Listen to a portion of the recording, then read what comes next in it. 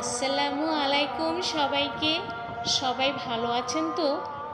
আমি বারান্দায় বসে বসে দেখছিলাম ওই যে টিনের চালে একটা ছাদের মধ্যে একটা বিড়াল খুব সুন্দর করে লাফালাফি করে খেলা করছিল, মাশাআল্লাহ।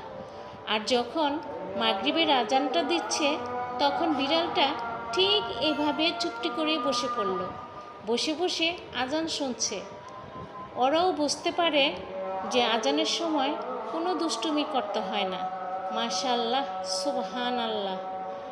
আর এখন মাগরিবের আজান দিচ্ছে সন্ধ্যাবেলায়। সবাইকে সন্ধ্যার শুভেচ্ছা, শুভ সন্ধ্যা।